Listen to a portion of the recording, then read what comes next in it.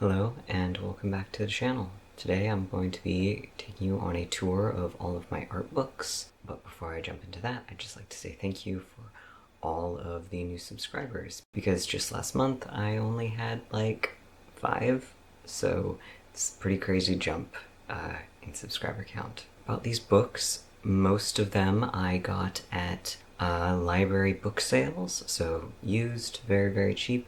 And most of them are instructional. I do have a few that are just art books, but many of them are much more art education books. With that, let's just get into it.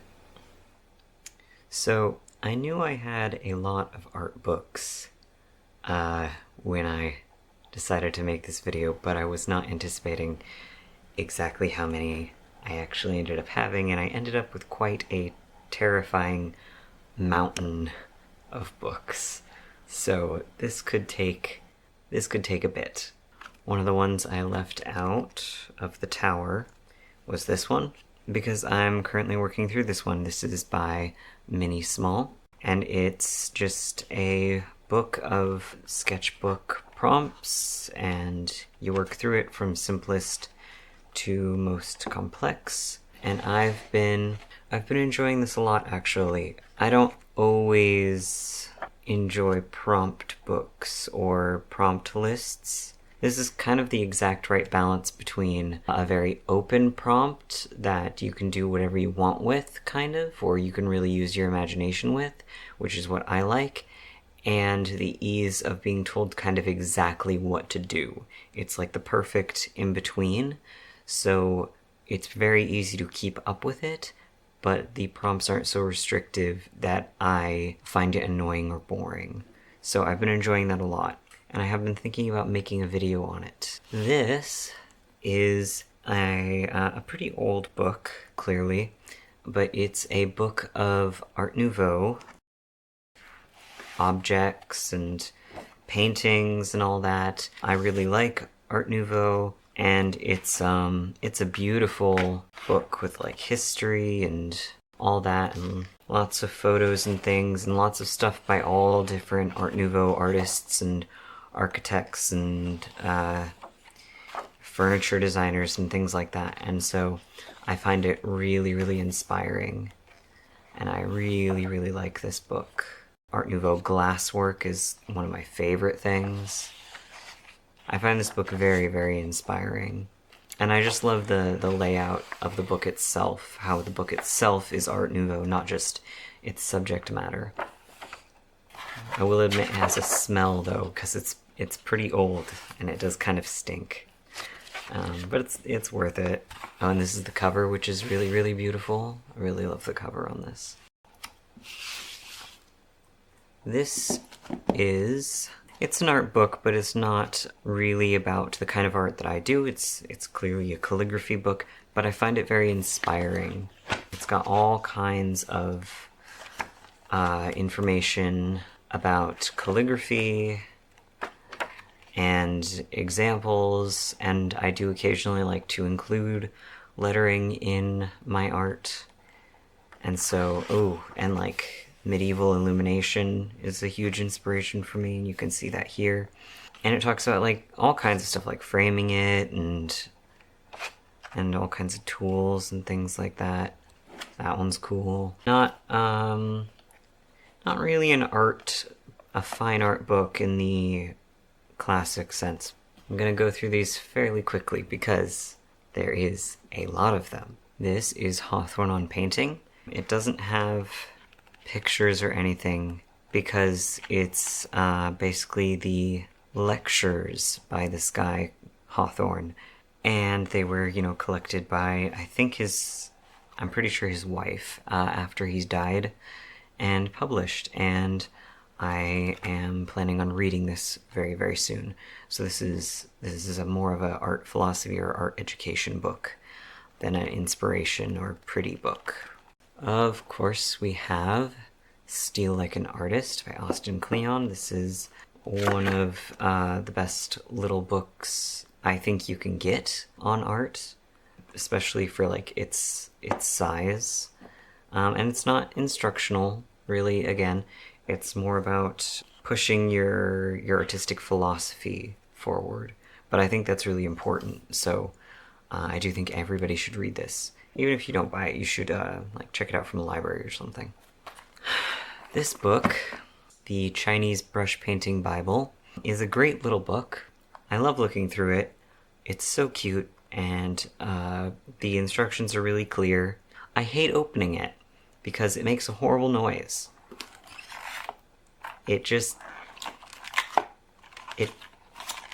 I don't, it's awful. So, love-hate relationship. God, that is so bad. But it has a lot of information about ink painting and lots of little motifs to learn, like a lot of them. There's, ooh, God, that's so bad. I'm so sorry. You know, all kinds of flowers that are really great. You know, fruits and insects and animals. And then it later talks about combining them into little compositions. Ugh, God. Yeah, I don't understand why they bound the book like this. It's atrocious. The instructions are nice, and the pictures are great, so I keep it. But yeah. Ugh. This is Artpreneur, artistic business self-help type book that I want to read again. Not much to say on it, except that it's very, very helpful and well written. So, yeah. Perspective Made Easy, another classic. I personally believe there are not very many books on art released in recent times that are very good. This is a fairly old one, and it really just goes from the basics, genuinely trying to teach it to you in a way where you really internalize the message. It's not just like step by step, you know, only learning how to draw one thing one way. It's teaching you the actual fundamentals of perspective in a classical way, which is to say where it actually wants you to know how to do it. And so it's really great. It's a little book. It's not expensive. Highly recommend it, even though I have not completed it or started doing it. But I can recommend it both because I've read through the first little bit and because everyone recommends it. Everyone who's used this recommends it because it's good. It's good.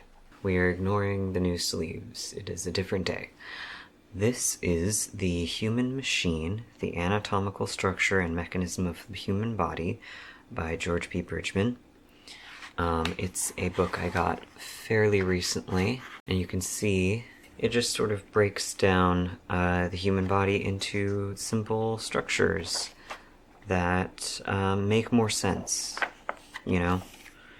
And it's very beautifully illustrated, and even the, let's see if I can't show you. There we go. Yeah. Even the text is, like, really beautiful, in my opinion. So, yeah.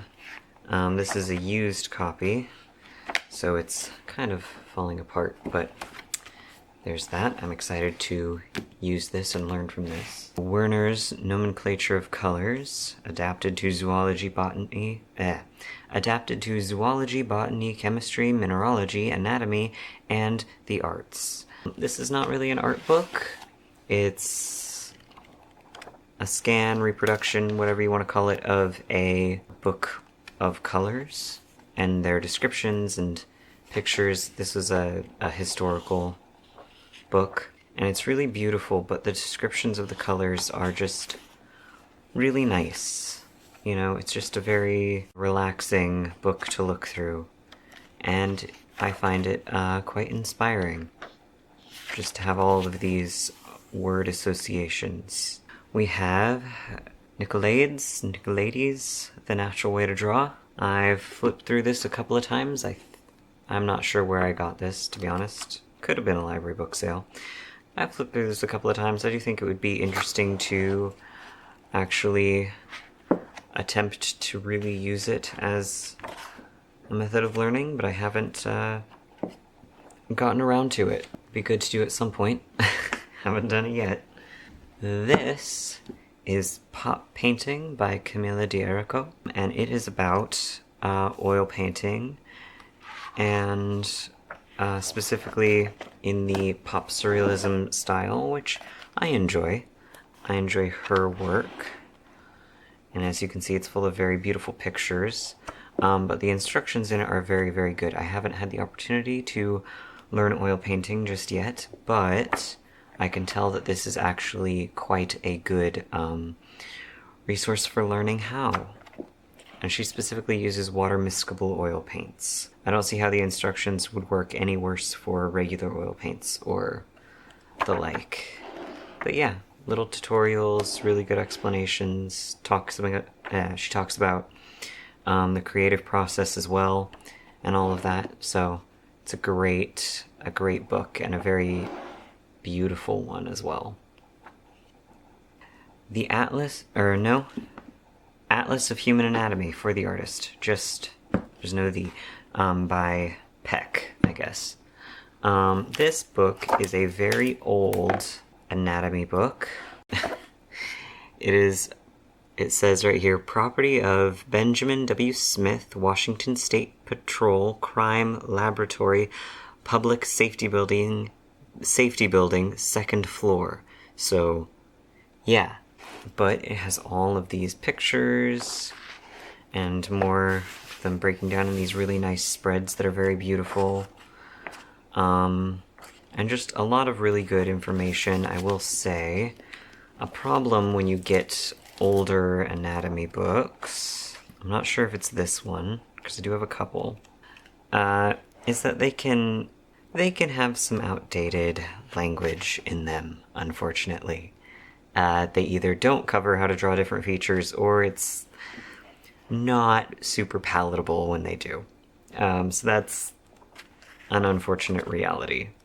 But it is a very useful book. It's unfortunate because a lot of modern books on anatomy are pretty crap. So you get what you get.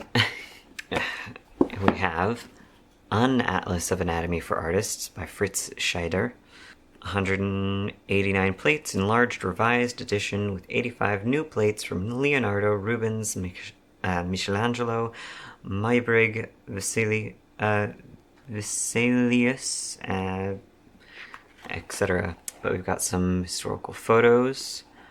This is an anatomy book, so there will be, nude people in it. But lots and lots of plates and prints and things, art from old artists, and all that. The back has just lots and lots of photos and prints to study from. And if we go back, it covers like the body and the whole, and then parts of the body. And there's very little text aside from some labeling. There's some simplified forms, like here showing the movement of the spine, and a little bit of text at the very front, but it's really just this much out of a whole book of pictures to study from. So this one's really nice. I really, really like this one. We have Lessons in Classical Drawing by Juliette Aristides? Essential Techniques from Inside the Atelier. This book is about learning to draw in the classical way. I've got some really beautiful pictures, but it just goes through different lessons on how to learn from other artists and, learning to see like an artist and all that. So we've got like master studies and all kinds of stuff. Oops, I guess I was using that as a bookmark. This is a soap label. Yeah, a master copy sketch. And yeah, this is another book where it's like I can tell it's really good stuff. I haven't had much of a chance to study from it, but I would like to. Yeah, I like that. That's really pretty. Just learning to draw in the way of the old masters. In a way that's still taught in Europe to some extent, I think. It's very beautiful pictures as well, considering how dense it is in forms of text, too. So yeah, this is a great book. It also comes with a DVD. Yeah, anyway. Great book. Also, it's a hardcover, which is always nice. Ooh, this is the good one. Color and Light, a guide for the realist painter James Gurney, creator of Dinotopia. He is also on YouTube, and you should check out his channel. But this book is insane for how much information is in it. One, it's also just beautiful because it's full of his art and art by other people that demonstrate the techniques and things he's talking about, the concepts, there we go, that he's talking about. But it is just, wow. He talks mostly about opaque painting mediums, but he does definitely talk about watercolor. He's not making a guide for one type of painting or another. He's making a guide for color and light. So it's very broad. So you can see some of his art here, and this is also his art, and it's just, oh, it's so beautiful. But like every time I've like lightly skimmed the entire book, every time I pick it up and start skimming it, I end up skimming the whole book because it's just fascinating. But every time I pick up another little nugget of information, yeah, it's just, yeah, everyone recommends this book. And it makes perfect sense. Why? Because this is the best modern book on art I've found yet. He has other books as well. But this one is the one that everyone recommends. And I would say, yeah, this one is super, super useful. It's, you know, it's pretty big. You know, that's my hand. And that's how thick it is. It's a hefty tome of just a wealth of knowledge. Let's see if this will even fit on screen. Not really. Whatever. Okay. Figure Drawing for All It's Worth by Andrew Loomis. Big book. And this is an older book. And this guy made so many books on art, but this is the one that people recommend the most. He also did drawing the head and hands, so it focused just on drawing the head and hands. And I don't have that one, but I would like to. But yeah, this is another one. It's just, it's full of so much information. I think I got a little bit damp at some point. It's a little warped. Not a lot, but just a little bit. Super dense with information and knowledge. It's a good starting point for anatomy. If you combine this with like drawing real people from photos and life, you'll definitely be set. But yeah, tons of really useful information for laying out a piece as well. Fantastic book, and it's huge, which is also very nice. Gotta love a really big art book. And this is the cover underneath, which is very pretty. Here's one I am actually learning from right now. David Webb's Painting in Watercolor, The Indispensable Guide. This one, again, super, super dense. And it's fairly modern, but not super modern. It's not like a brand new book by any means. Just lots of lessons on all kinds of stuff, like, and this one has lots and lots and lots of art from lots of other artists. It's a good source of inspiration and has lots of examples of various techniques being used by lots of different people. Yeah, it's a pretty incredible book. This is a pretty special one. Fairies of Fault Lines by Iris Compiet, I think. This one is so nice. Yeah, it's just so beautiful. Just endless. Like, she makes up these creatures, and then she'll draw so many of them, and they're all clearly the same kind of creature, but at the same time, every single one is unique and an individual. which is just incredible. And this one is just like an art book of the artist, and it has really nice thick matte paper, which I quite like. And yeah, it's all just really, really beautiful. This is definitely a favorite. Sacred Decay, the art of Lauren Marks. This one isn't quite fitting on screen, but we'll do our best. Lauren Marks is one of my favorite artists. I'm trying to just like kind of center it. It's not really working. It's huge. But there's this beautiful end paper. And it covers, they're in order of years. You can see here, these are like 2012, 2014, and it goes on through the years.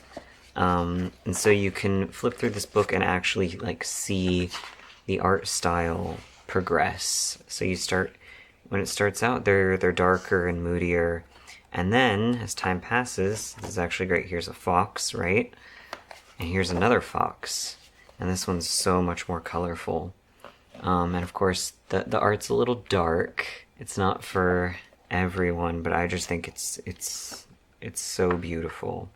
And she really has the perfect balance of paint and ink in them, because she uses watercolors, and I think she uses fine liners, but I could be wrong. And then sometimes there'll be these pages next to it, right? There's the whole piece over here, and then over here there's a close-up because the art is actually quite large. Yeah, and you can see it in all of just, all of just the gorgeous detail. I find this very, very inspiring. I actually have some prints by her. They're so beautiful. Oh, I love this one. But yeah, just the color, you know, the combination of vivid color with moodier colors, and the perfect balance everywhere. It really is. This is probably my favorite art book that I've got. So, love this one. Classics But Make It Gay, Volume 2. I've got the first one as well. All kinds of really gorgeous stuff, and this is by lots and lots of different artists working together. Each one is by a different artist, recreating a classical artwork, but, as it said, make it gay. And then they have all the artists credited in the back. This is the first one, which I also have. This one's very pretty too, obviously, because green. Oh, I got the little extra print and I've never put it up. Oh well. Again, oh, I really like this one. This one's really cute. Just the classics, but make it gay. And it's beautiful. Really, really beautiful. And it's cool to see so many different styles all in one book. So it's a great source of inspiration, because it's just so varied. Oh, I follow this artist on Instagram. But yeah, and again, credit in the back. This is one of those projects that I think it would be really cool to work on someday. If I were to ever get the chance, I would love to. We are back with some educational books. Masterclass in Figure Drawing. This is another old one. I mean, it's still in print, I think, but it's an older book. A slightly different approach than the other ones that I have. Lots of pictures, lots of examples, just talking about the muscles and all that. Oh my god. Leo da Vinci notes are just, like, absolute goals. I don't know if that's ever gonna focus. Like, are you kidding me? But yeah, this one is dense. It's dense, and it's written in an older style, which I feel like can sometimes be a little hard to wrap your head around at first. This is a pretty retro book, How to Draw Monsters by Larry Evans, and it's just a cute book. Lots of monsters and such. I haven't really had a chance to look through this one. But, you know, insects and stuff like that. Much more, Golden Age of Comics type stuff. But all very interesting. Haven't really had much of a chance to explore that one. That one's cool. Oof. These last few are enormous and, yeah, huge. And these are more of like inspiration books for me. These are the Welcome to the Museum books, and they are so pretty. I found a lot of inspiration in botanical illustration, so I think it's pretty clear why I would like these books. So we've got like lungworts and, or not lungworts, liverworts and ferns. We start with like more ancient plants, carboniferous forests, conifers. This one's very, very pretty. Cycads, that's a really pretty one. And each page is just laid out in this very classical botanical illustration way, but they're modern illustrations. And they're new. Oh, this one's very nice. You can also buy posters by these people, so if you like any one of these images in particular, you could get it as a poster, which is pretty cool. They are basically poster sized already. That one's very nice. Bromeliads. I don't have any bromeliads. Succulents. That's very, very pretty. But yeah, you can see how you could just flip through this for endless inspiration. Or like carnivorous plants, some of my favorites. I have these. I have one of these guys. Pretty fantastic book and a pretty great source of inspiration. I could easily see someone using that as like for like a character design challenge where you just pick either one page or one illustration to design a character around. And this one is about fungus and mushrooms, which you can probably imagine makes it a favorite book of mine. And because this is about fungus, it gets down to the microscopic level. So you've got these very cool illustrations of microscopic forms and figures, and then we've got these larger ones down here, like full-on mushrooms. And this one is beautiful. I love that one. These cute cloche illustrations, where it's like a little ecosystem within a glass cloche, showing all these mushrooms that live in a similar area. That's a beautiful, beautiful image. I found these, and these, and these, and I think I found these in the woods. And maybe this one, but not the other ones.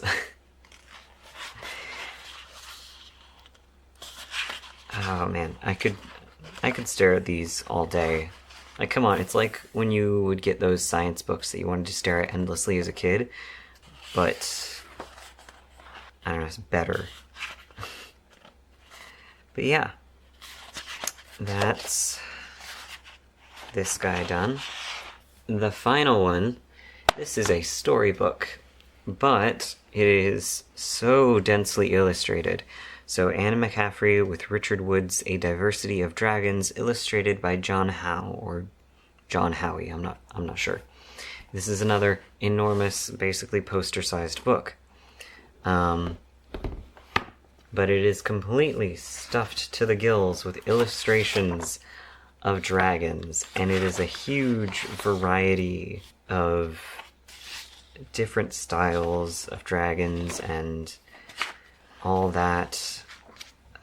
And it talks about different myths, but also some modern stories of dragons, and they're all illustrated.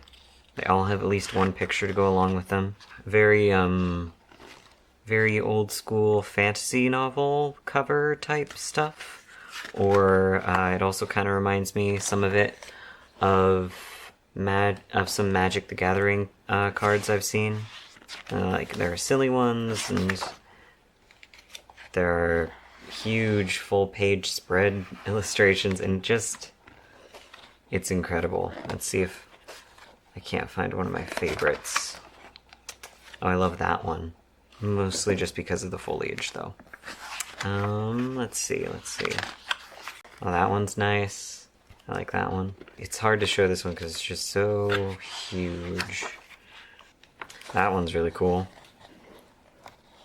All these, like, catfish, leech-like dragons. Oh yeah, I like this one a lot.